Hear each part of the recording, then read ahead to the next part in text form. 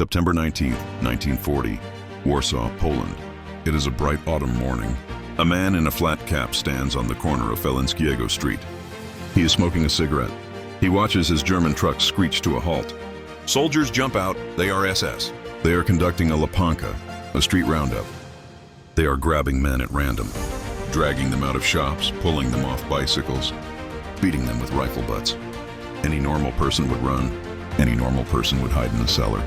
Witold Pilecki does not run. He adjusts his cap, and he walks directly toward the SS officer. He joins the line of prisoners. He is the only man in history to volunteer to go to hell. To understand why a 39-year-old cavalry officer, a husband and a father of two, would do something so insane, you have to understand the year 1940. Poland has ceased to exist. It has been torn apart by Nazi Germany from the west and the Soviet Union from the east. But the Polish state has not surrendered. It has gone underground. Pilecki is a founder of the secret Polish army, TAP. They are fighters, but they are fighting blind. There are rumors of a new camp being built in the south, in a former Austrian army barracks. The Germans call the town Auschwitz. Nobody knows what is happening there. People are sent there, and silence follows. The resistance believes it is a large prison, or perhaps a quarantine camp. They need eyes inside. They need a spy to infiltrate the camp, to gather intelligence, to see if a resistance cell can be organized from the inside. It is a suicide mission. Pilecki raises his hand. I will go. September 21st, 1940. Pilecki is crammed into a freight train with hundreds of other men.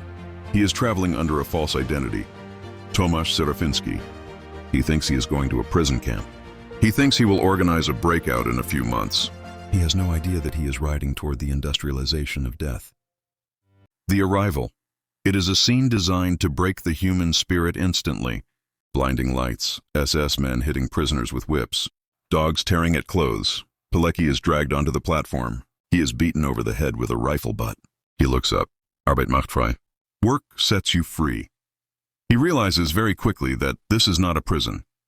Pilecki later wrote in his report, I bid farewell to everything I had known on this earth and entered something seemingly no longer of it. He is stripped. His head is shaved. His name is taken away. He is no longer Witold Pilecki. He is number 4859. The mission has begun. He is inside. But surviving the first 24 hours seems impossible. The SS guards play a game. They pick men at random and beat them to death. They drown them in mud. Pilecki stands in the ranks. He forces himself to show no fear. He observes. He analyzes.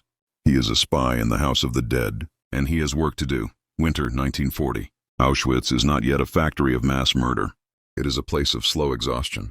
The goal of the SS is to work the prisoners to death. Pilecki is assigned to heavy labor, carrying stones, digging ditches, pulling a massive concrete roller like a draft horse. He calculates the calories. The daily ration is a bowl of watery soup and a crust of bread. Maybe 800 calories. The work requires 3,000. The math is simple. You live for 3 months, then you die. Pilecki knows he must act fast. He begins to recruit. This is the most dangerous game in the world. If he approaches the wrong man, if he trusts a Gestapo informant, he will be tortured and hanged. He looks for men of character, former officers, Boy Scouts, doctors. He starts with Colonel Władysław Surmaki. He approaches him in the dark. Sir, he says, we are not cattle. We are soldiers. We must organize. He creates the ZOW, the Union of Military Organization. He designs it in fives, small cells of 5 men. Each man knows only the members of his own cell. If one man is tortured, he can only betray 4 others. The rest of the network remains safe. It is a masterpiece of conspiracy. The ZOW spreads like a virus, but a good virus. They steal food to give to the weakest members. They organize a secret postal service. They infest the camp administration, getting members jobs in the kitchen, the hospital, and the construction office. Pilecki is building an army right under the noses of the SS. But then, the camp changes. 1941, Pilecki notices a shift. Transports of Soviet POWs arrive. They are not registered. They are taken to the basement of Block 11. The windows are boarded up. The SS are experimenting. They are testing a pesticide called Zyklon B. Pilecki hears the screams from the basement. Then silence. Then, the smell of burning flesh. He realizes Auschwitz is evolving. It is no longer just a labor camp. It is becoming an extermination center. He must warn the world. He writes his first report. He details the brutality, the starvation, the experiments. We are being murdered, he writes. Bomb us, destroy the train tracks. Send paratroopers, anything. Please, do not forget us. He smuggles the report out with a prisoner who is being released, a rare miracle in the early days of the camp. The report makes it to Warsaw, then to London. But the Allies do not believe him. The report is too horrific. Mass murder on an industrial scale? Gas chambers? The British intelligence analysts think the Polish underground is exaggerating to get support. They file the report away, and Pilecki remains in hell. Then the camp tries to kill him. Typhus, the disease of the camps. His temperature spikes to 104 degrees. He cannot stand. If he goes to the hospital, the SS might give him a phenol injection to the heart to finish him off. But his network saves him. The doctors he recruited hide him. They give him stolen medicine. They falsify his chart. For weeks, he fights the fever. He hallucinates, but he does not die. He recovers, and he wakes up with a new resolve. The world isn't listening. The reports aren't working. He realizes he cannot wait for the British or the Americans. If Auschwitz is going to be liberated, he is going to have to do it himself. He decides to build a radio inside a death camp to broadcast the truth directly to the sky. 1942. Pilecki takes the ultimate risk. Using parts stolen from the SS radio repair shop and smuggled in loaves of bread, his team builds a radio transmitter. They hide it under the floorboards of the hospital. They have to dismantle it every morning and rebuild it every night. If the SS finds it, everyone in the block will be executed immediately. But it works. For 7 months, Pilecki broadcasts directly from the heart of Auschwitz. He sends data on the arrival of transports, the number of deaths, the details of the new gas chambers being built at Birkenau. He is screaming into the void, hoping someone is listening. London hears him, but the response is silence. The RAF says the camp is too far away to bomb accurately. The politicians say they cannot divert resources from the main war effort. Pilecki waits for the paratroopers. He waits for the bombs to blow the fences open. He waits for a sign, but the sky remains empty. While the world hesitates, Auschwitz evolves again. It is no longer just a Polish tragedy. It has become the epicenter of the Holocaust. Trains arrive daily from Hungary, France, Greece. Thousands of Jewish families are marched directly from the platform to the gas chambers. Pilecki watches in horror. He realizes his resistance army, now nearly 1,000 men strong, is too small to stop this. They have knives and homemade grenades. The SS has machine guns and flamethrowers. A revolt would be a massacre. April 1943, Pilecki gets himself assigned to the night shift at the camp bakery. It is outside the inner electric fence, but it is guarded by armed SS sentries. He recruits 2 friends, John Redza and Edward Ciesielski. The plan is simple and terrifying. They have to break open a heavy iron door, run across an open field under machine gun fire, and vanish into the woods. Easter Monday, 1943, 2 a.m.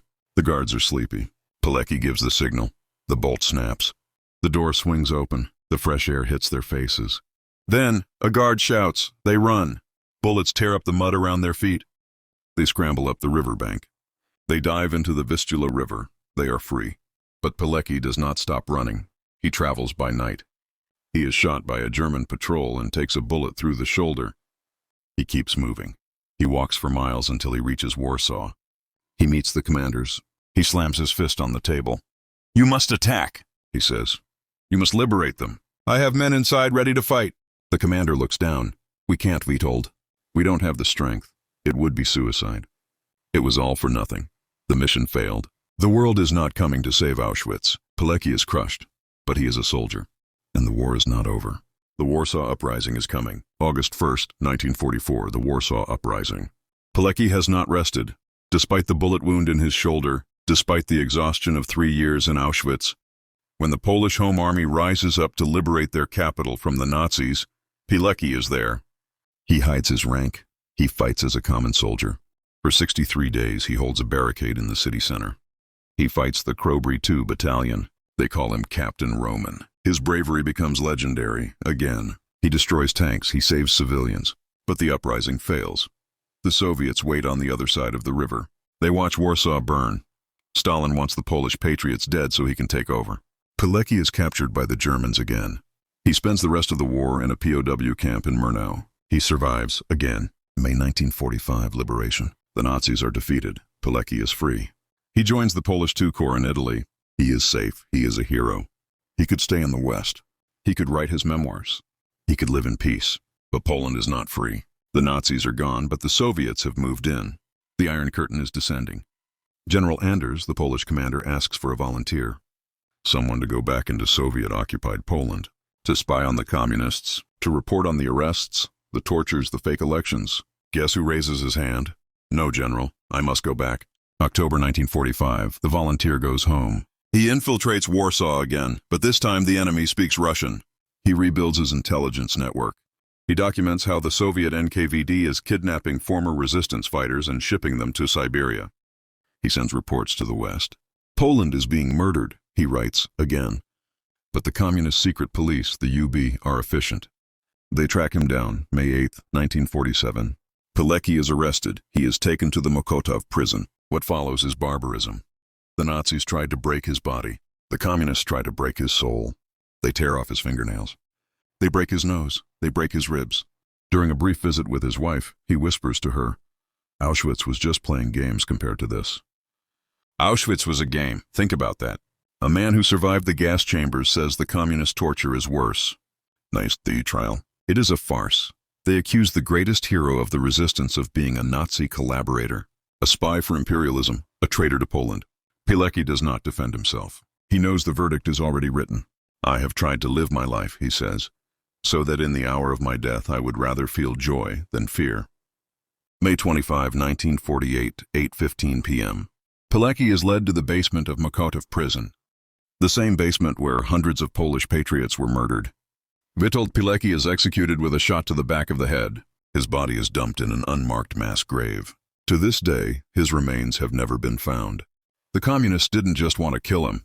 They wanted to erase him. For 40 years, it was illegal to speak his name in Poland. His children grew up being told their father was a traitor. The man who volunteered for Auschwitz vanished from history. But truth is stubborn. In 1989, the communist regime collapsed. The archives were opened, and the volunteer returned. Today, Witold Pilecki is recognized as a national hero. The chief rabbi of Poland called him a shining example of inexplicable goodness, a man who looked into the face of pure evil and didn't blink. He volunteered to enter hell. He volunteered to fight for freedom, and in the end, he volunteered his life for the truth.